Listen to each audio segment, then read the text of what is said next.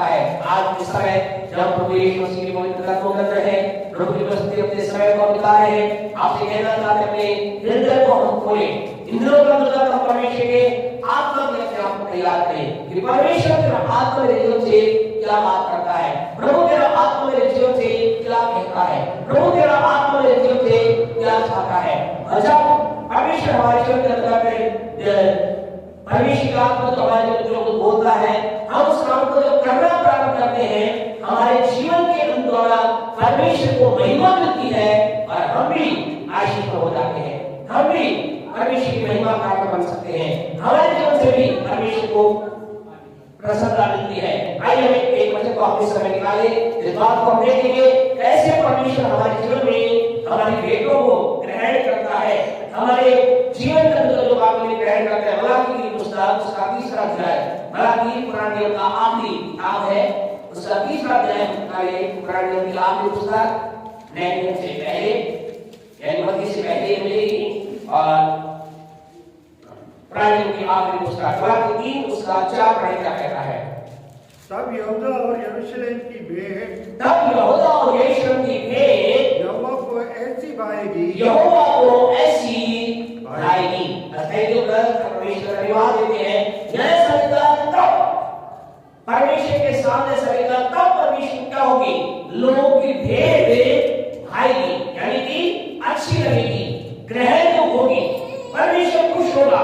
और आज आपसे कहना चाहते हैं मुझे आप जीवन में हमें केवल कुछ काम करके ठहर नहीं जाना है, लेकिन क्या करना है, हमें ऐसा करना है कि हमारा काम परमेश्वर के सामने ग्रहण हो, परमेश्वर से ग्रहण करें, परमेश्वर ने जो है तुमने बहुत अच्छा किया। जब भेंट की बात आती है तो हमारा ध्यान सीधा धन पर जाता है, लेकिन जब प्रभु के वचन को देखते हैं तो कई प्रकार की भेंटों के बारे में देखते हैं। हम परमेश्वर के वचन को देखते हैं धन्यवाद की भेंट, हम परमेश्वर के वचन को देखते हैं प्रार्थना एक भेंट के रूप में करीब लेकर आना, फिर हम देखते हैं हमारी भेंट जो धन की भेंट प्रभु के पास लेकर जाना। तो आज हम और भेंट के बारे में नहीं, लेकिन हमारी प्रार्थना की जो भेंट है या हम कहें जो प्रार्थना भेंट प्रभु के सामने लेकर जाते हैं, कैसे वो ग्रहणीय होगी। या ऐसा तब एक समय आएगा, एक टाइम आएगा या कुछ ऐसा हो जाएगा जिसके द्वारा क्या होगा, परमेश्वर उन्हें ग्रहण करेगा। आज इन दोनों का आपसे कहना चाहते हैं ग्रहण हमारी प्रार्थना हो, ये हम चाहते हैं, हम सब चाहते हैं। हम में से कोई भी जन ये नहीं चाहता कि केवल मैं प्रार्थना करूं, लेकिन हम क्या चाहते हैं, हम जो प्रार्थना करें उसका उत्तर हमें मिले या परमेश्वर के सामने ग्रहण हो जाए। उसके लिए हमें इस बात को ध्यान रखना है। पहला काम हमें क्या करना है, हमें अपनी प्रार्थना को परमेश्वर के नजदीक लेकर जाना है, प्रार्थना की भेंट को प्रभु के नजदीक लेकर जाना है। पहला शमूएल उसके 9वें अध्याय को आप निकालोगे तो वहां पर एक विशेष पहला शमूएल उसके 9वें अध्याय को मैं से निकाले, वहां पर एक व्यक्ति के बारे में देखते हैं जिसका नाम है साउल। साउल नाम का व्यक्ति क्या है, बड़ा परेशान वहां पर है, बड़ा चिंतित वो वहां पर है, बड़ा विचलित वो वहां पर है। क्यों है, क्योंकि उसके पिता की हत्या क्या हो गई है और वो चाहता है उसे मिल जाए, वो ढूंढने के लिए इधर जाता है उधर जाता है इस तरफ जाता है और उसे नहीं मिलती है। अंत में उसे मालूम चलता है, क्या मालूम चलता है, कोई कहता है कि जगह पर एक जन है, परमेश्वर का जन है, यदि तुम उसके पास जाओ तो वो क्या करेगा, वो तुम्हें बता देगा। पढ़े इसका साथ करते हैं, 2 का 7 पढ़े क्या लिखा है। साउल ने अपने सेवक से कहा, हाँ जी, सुन, यदि हम उस पुरुष के पास चलें। अब ये क्या कह रहे हैं, उससे पुरुष यानी कि सैमुएल के पास, उनके घर के पास जा रहे हैं, उन्हें कह रहा है अगर हम उसके पास चलें तो उसके लिए क्या ले चले, तो उसके लिए क्या ले चले। आपसे कहना चाहते, बताना चाहते हैं ये साउल नाम का व्यक्ति प्रभु के बारे में ज्यादा नहीं जानता, इसे परमेश्वर के बारे में ज्ञान नहीं, लेकिन इसे मालूम है, क्या मालूम है, अगर मैं परमेश्वर से कुछ प्राप्त करना चाहता हूँ, अगर मुझे परमेश्वर के जन से परमेश्वर की बात प्राप्त करनी है या परमेश्वर को मुझे प्राप्त करना है, तो मुझे क्या करना, मुझे खाली हाथ नहीं जाना है, मुझे उसके पास कुछ लेकर के जाना है। मुझे अपने दास से कहकर क्या लेकर जाए, हमारे पास तो कुछ भी नहीं है, रोटियां सूख चुकी है, सब कुछ हो गया है, लेकिन क्या कहना, बड़े थोड़ा सा आगे मेहरबानी से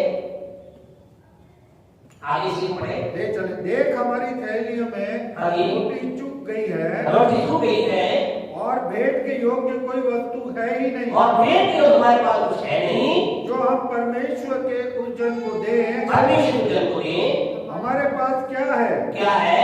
सेवक ने फिर शाऊल से कहा, हाँ जी, मेरे पास तो 1 शेकेल चांदी की चौथाई है। हाँ, मेरे पास थोड़ा सा क्या है? चांदी है।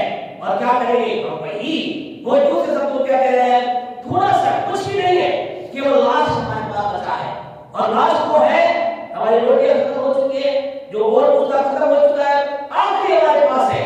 लेकिन नहीं मालूम था कि अगर हम परमेश्वर को प्राप्त करना चाहते हैं, हमें क्या करना? परमेश्वर को परमेश्वर को देना पड़ेगा। और ऐसा लिखा है, उन्होंने कहा ठीक है आखिरी है, लेकिन हम क्या करेंगे? आखिरी को देंगे। और हम जब देंगे, हमें मालूम है परमेश्वर कुछ काम करेगा। हालेलुया। आज की रात आपसे कहना चाहती है, पहला काम क्या है? पहला काम है हमें परमेश्वर को भेंट चढ़ाना है। अर्थात अगर आप चाहते आपकी प्रार्थना का जवाब ले, आप चाहते आपकी समस्या का हल हो जाए, आप चाहते आपके जीवन में बड़ा काम हो जाए, तो पहला काम हमें क्या करना है? हमें अपनी विनतियों को, प्रार्थनाओं को परमेश्वर के पास लेकर जाना है। याद रखिए, बैठे बैठे काम नहीं होगा। मैं सोचूं, कई लोग ऐसे सोचते हैं और वे बात करते थे, मेरे दिल में इतनी समस्या है, मेरे दिल में इतनी पीड़ा है, मेरे कार्य में समस्या है, घर में समस्या है। हम क्या वो कितना भी अपने बारे में बोलते रहे और बोलते बोलते उसमें खत्म भी हो जाए, परमेश्वर काम नहीं करेगा। क्या होगा? उसे अपने भेद को या उस प्रार्थना और भेद को प्रभु के नजदीक ले जाना पड़ेगा। इसी को प्रभु का दास पौलुस पहला तिमुथियुस के दूसरे अध्याय में बहुत ही साफ तरीके से, बहुत ही अच्छे तरीके से, बहुत ही स्पष्ट तरीके से बताता है। पहला तिमुथियुस का दूसरा अध्याय और उसके पहले वचन को पढ़े थे हम, तिमुथियुस क्या कहता है? पौलुस क्या कहता है? हे भाइयों, बहन सामने आई, जब मैं परमेश्वर का भेद सुनाता हुआ तुम्हारे पास आया। पहला तिमुथियुस 2:1 हाँ, तुम्हारे पास आया तो शब्दों का ज्ञान की अब मैं सबसे पहले ये आग्रह करता हूँ कि विनती और प्रार्थना और निवेदन और धन्यवाद सब मनुष्यों के लिए किए जाए। सब क्या कह रहा हूँ? मैं सबसे पहले उपदेश देता हूँ, सबसे पहले तुम्हें आग्रह करता हूँ, सबसे पहले मैं तुमसे कहता हूँ क्या? अगर तुम अपने जीवन परमेश्वर कार्य को देखना चाहते, क्या करो?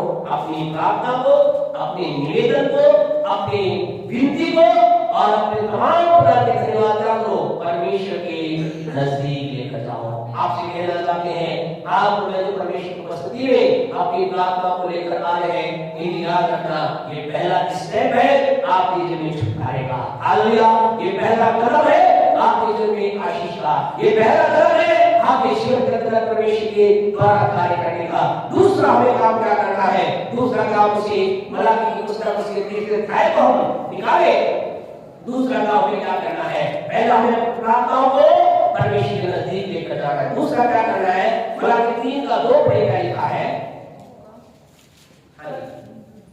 परंतु उसके आने के दिन को कौन सह सकेगा? कौन सह सकेगा?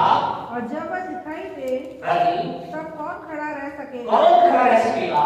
क्योंकि वह सोनार की आग और धोबी के साबुन के समान है। बस ठीक है, लिखा है। पहले परमेश्वर आपसे कहना चाहते हैं और इसके बाद हम देखते हुए लिखा है तुम्हारी बातें स्वीकार हो गया। दूसरा जो काम होगा आपको क्या करना पड़ेगा? यहाँ यीशु मसीह के आगमन के बारे में, यीशु का आगमन कौन स्वीकार कर सकेगा? यीशु मसीह आएगा तो क्या करेगा? 2 काम करेगा। क्या काम करेगा? 2 काम करेगा। पहला क्या करेगा? वो सुनार के आग के समान काम करेगा और दूसरा धोबी के साबुन के समान काम करेगा। इसका मतलब क्या है? आग और साबुन क्या करते हैं? क्या करते हैं? आग और साबुन चीजों को साफ करते हैं। आग और साबुन क्या करते हैं? चीजों को साफ करते हैं। प्यारे परमेश्वर के लोगों, आग, अब यहाँ पर पहली बात ये सुनार की आग और दूसरी निकला धोबी का साबुन। तो आग हम किस चीज को शुद्ध करती है? अगर देखें तो किसको शुद्ध करती है? सोने को। सोने में गंदगी कहाँ होती है? अंदर होती है। सोने की गंदगी हमें दिखाई देती। अरे ऐसे सोना ला के दिखा तो कैसा? चमकदार दिखेगा, अच्छा दिखेगा। लेकिन वो सुनार क्या करेगा? उसे रगड़ेगा, उसे आग में डालेगा और थोड़ा समय आग में डालने के बाद डालने के बाद क्या करेगा, वो सोना तो बहुत बड़ा दिखाई देगा, छोटा सा और हिस्सा उससे हमें देगा, बोले यही है। बोले बाकी क्या गया, बोले बाकी क्या था, कचरा था, बाकी इसके अंदर जो था कचरा था, मिला हुआ था। आपसे कहना चाहते हैं दूसरा काम, यानी कि आप क्या करके अंदर की चीजों को, और साबुन क्या करता है, साबुन कपड़े को हाथ से, आपसे कहना दूसरा काम ये आपकी जिंदगी का करना है। मुझे आपको बताते हैं हमारे शरीर रहने को, तो हमें अंदर और बाहर दोनों जगहों से शुद्ध होने की आवश्यकता है। परमेश्वर की आपको, परमेश्वर की समुपस्थिति को हमारे जिंदगी में साझा करना है। परमेश्वर मेरी समझ मुझे अंदर और बाहर से शुद्ध करने पाए, साफ करने पाए, क्योंकि बिना शुद्धता के, बिना साफ हुए हमारी शरीर खुदा के सामने ग्रहण नहीं हो सकती। कई बार हमारे दिल में कैसे आता है, एक आग के रूप में हमें शुद्ध करता है। कई बार हमारे दिल में एक साबुन के रूप में हमारी बाहरी चीजों को एक बार शुद्ध करने का काम करता है। तो दूसरा काम इम्पोर्टेंट क्या करना है, हमें अपने जीवन में अपने आप को शुद्धता के अंदर बनाए रखना है। हमें जब भी प्रभु की उपस्थिति में जाए, अपने व्यक्ति को उसके बाद लेकर जाए, उस व्यक्ति को लेकर जाने के समय हमें बात को याद रखना है कि हमें अंदर से मेरी सारी बातें शुद्ध है, मेरे अंदर के विचार शुद्ध है, मेरे मन में जो विचार कर रहे हैं शुद्ध है, मेरे हृदय के विचार शुद्ध है, मेरे अंदर किसी व्यक्ति के प्रति, भाई के प्रति, बहन के प्रति, किसी और के प्रति कहीं कोई अशुद्धता नहीं। हमें उस अशुद्धता को क्या करना है, उस आग के द्वारा शुद्ध कर लेना है। हालेलुया। और हमारे शरीर बाहर अगर लगता है कोई है तो हमें उसे शुद्ध कर लेना है। और तीसरा काम क्या करना है, मेरा हमें याद रखना है, हम शुद्ध होने के बाद हमें क्या करना है, एक प्रोटेक्ट अपने आप को करना है, यानी उस शुद्धता में अपने आप को बनाए रखना है, उस पवित्रता में अपने आप को बनाए रखना है। नए परमेश्वर को प्रभु के वचन के अंदर करना, पुराने नियम को नए पुस्तक में हमारे सवारी साथ निकाले, 8 अध्याय में निकाले। अगर पुराने नियम को देखे तो उस समय में क्या होता था, एक व्यक्ति कोई पाप करता था, गुनाह करता था या कोई गलत काम करता था, क्या किया जाता, उसे पाप बलि, होम बलि या दोष बलि से देना पड़ता था। इसमें क्या किया जाता था, किसी भी जानवर को मारा जाता था और फिर उसके लहू को लेकर के क्या किया जाता था, जब जानवर मर जाता था, मरने का मतलब क्या, इसके पाप शुद्ध हो गए, शुद्ध नहीं होते लेकिन क्या होते, ढल जाते थे, यानी जब इसके पाप ढल गए, लेकिन आगे से पाप ना करे, इसलिए जानते क्या किया जाता था, उस व्यक्ति के 3 हिस्सों पर क्या किया जाता, लहू लगाया जाता था। उस व्यक्ति के 3 हिस्सों पर क्या लगाया जाता, लहू लगाया जाता था। आप लोगों के को पढ़ते हैं, वो जानते होंगे किसी जगह पर लहू लगाया जाता था, यानी 3 जगह पर लहू लगाया जाता था। पढ़े 8:23 पढ़े, 1:23 पढ़े। और उसने चपरास लगाकर चपरास में उरम और तुम्मम रख दिए। तब उसने उसके सिर पर पगड़ी बांधकर पगड़ी के सामने सोने के टीके को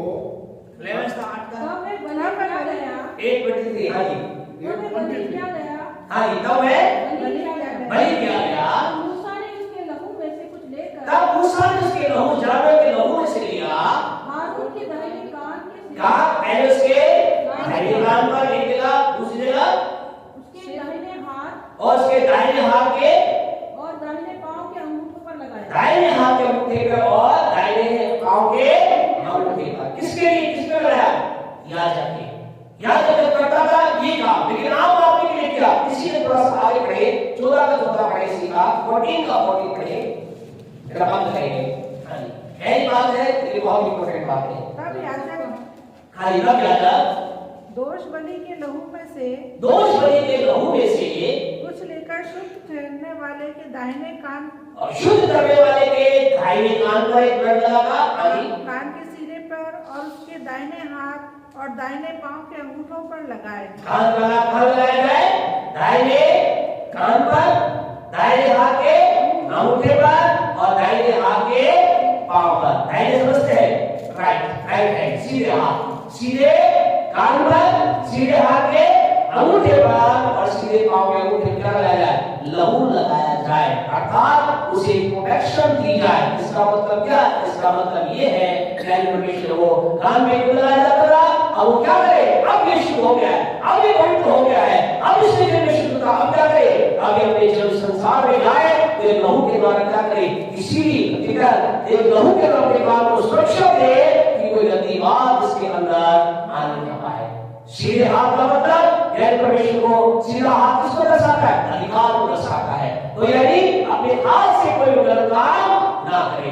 पैर का मतलब किसी जगह अपने आप को गलत जगह पर लेकर चला जाए। आज आप कहेंगे मास्टर साहब क्या हमें ऐसा करना पड़ेगा, बिल्कुल करना पड़ेगा, लेकिन आज इसका मतलब है आज मुझे आपको यीशु के लहू को लगाना है। हालेलुया। जब हमने अपने लिए शुद्धता पवित्रता प्राप्त कर ली है, शुद्धता पवित्रता प्राप्त कर रुकना जाए, लेकिन अपने आप को सुरक्षा रखेंगे और कहे यीशु आपके लहू को अपने कान पे, मेरे हाथ पर, मेरे पैर पर, और अब तो हम उस समय कर लहू में पूरा डूब सकते हैं। उस समय का लहू इतना अधिक सामर्थ्य नहीं होता था और इतना अधिक पावरफुल नहीं होता था, लेकिन यीशु का लहू क्या है, ऐसा लिखा है यीशु का लहू में भेड़ों और बकरों और तमाम प्रकार के जानवरों के लहू से ज्यादा सामर्थ्य है। हालेलुया। बहुत अधिक सामर्थ्य है। आज की रात आप कहना चाहते हैं तो आपके अंदर शुद्धता प्राप्त करिए, यस, बाहर शुद्धता प्राप्त करिए, अब क्या करें, अगला तीसरा काम करें, उस शुद्धता के अंदर बने रहें।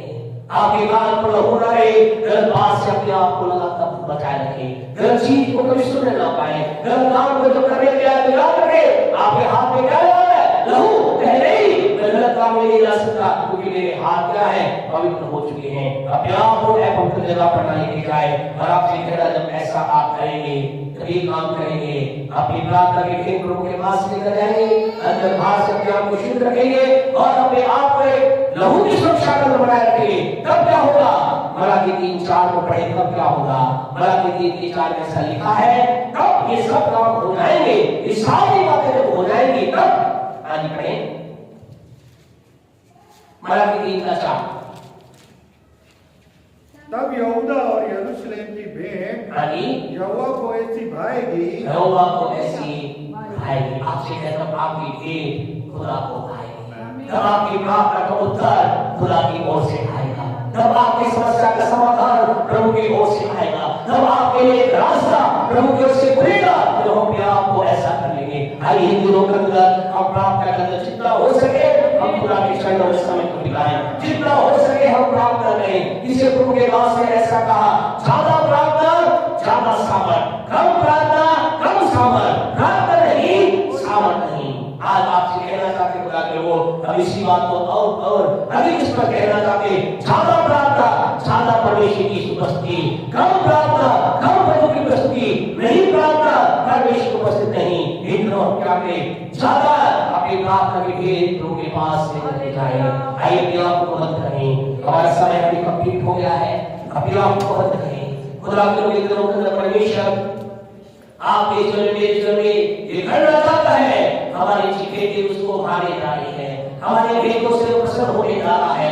मैं आप हर एक प्रार्थना का उत्तर हाँ आमीन के साथ देखने जा रहे हैं। हम परमेश्वर के सामर्थ्य के द्वारा, हम अपने जीवन के अंदर उस लहू की सुरक्षा के द्वारा, हम अपने जीवन के अंदर प्रार्थना के नजदीक लेकर जाने के द्वारा हम अपने जीवन में बड़े काम को देखने जा रहे हैं। यदि विश्वास करते हैं तो बड़े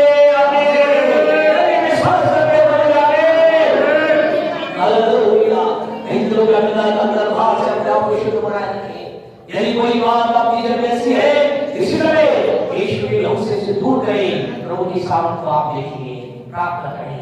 महाराज रहेगा इस सामर्थ क्या है, प्रभु यीशु के नाम से आपके पास आए हैं। आज इस शाकाशील समाज में धन्यवाद, आपके प्रिय लोगों को धन्यवाद देते, जब ठंड के मौसम में खुदा ठंड की सारी बातों की चर्चा कर खुदा आपकी उपस्थिति में आए, छोटे बच्चों को लेकर आए, अपने आप को लेकर आए, ईश्वर से अपना के जीवन में आपकी ओर से अपरंपार आशीषों की वर्षा यीशु के नाम में हो जाए। आमीन। घर जाने अच्छी खबर सुने, जीवन में बढ़ाता हो, यीशु के नाम से आप लोगों के लोग कहें आमीन। हमारे परमेश्वर का प्रेम, परमेश्वर का अनुग्रह, वही प्रार्थना के समान आपसे लेकर यीशु के दूसरे आत्मा तक हमारे साथ संसार तमाम विश्वास का बनी रहे। आमीन आमीन।